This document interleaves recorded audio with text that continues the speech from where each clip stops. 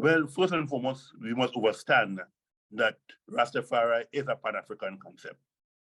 But Rastafari is the concept that was laid out in 1901, 1900 by Sylvester Williams, who coined the word Pan-Africanism, right? So, and you know, Sylvester Williams, who was born in Trinidad, he was a lawyer living in England, and he called the first Pan-African conference in 1900.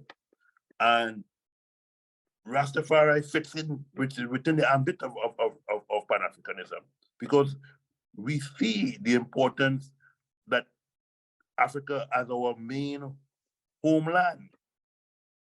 Africa being our homeland, the whole question of using African tools and African concepts and African ideology to rebuild Africa, wherever we are, right? So when we say that we don't want to take part in the politics of the West, but it's important that as we go forward, as we write this writ of Rastafari, we understand that Rastafari as a Pan-African concept, a Pan-African ideology, that we must utilize that concept, the teachings of Kwame Nkrumah Osajifo.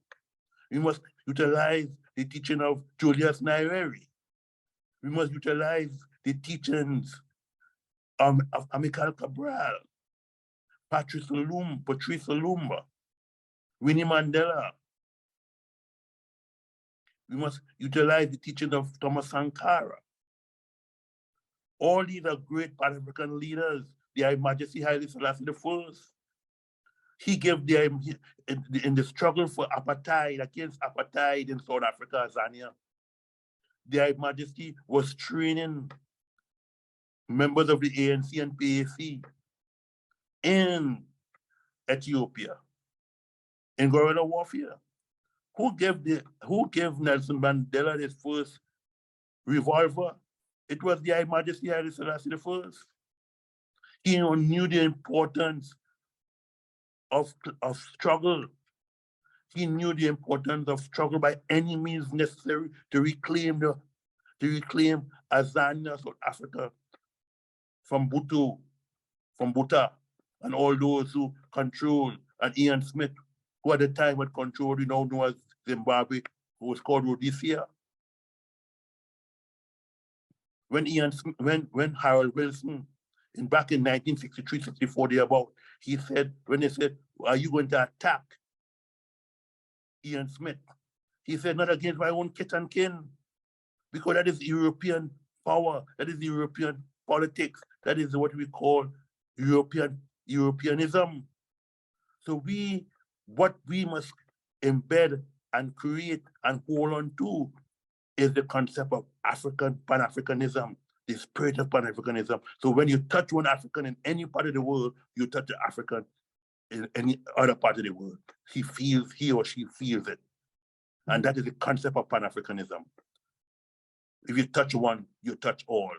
Until all Africa is free.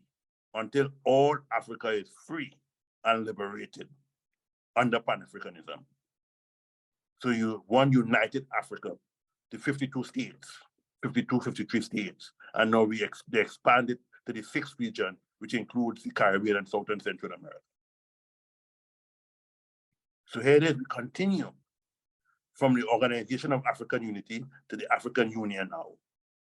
So we hold on to the concept of Pan-Africanism. It is the ideology of all Africans that we must go forward and build one strong Africa, one strong army, one strong government.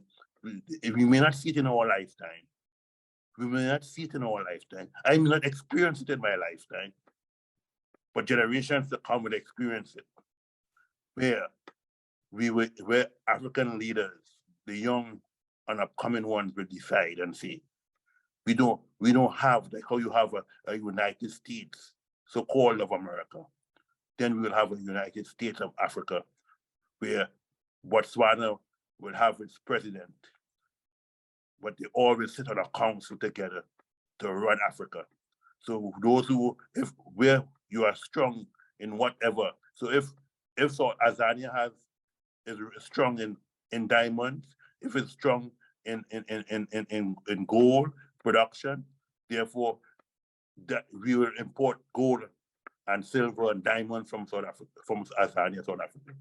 If Ethiopia is strong, in terms of electrical, creating hydrogenic power and so on, then we who is strong in agriculture. So Africa does not really need to import from European countries. We have everything. We have oil. We have gas. We have everything that is there.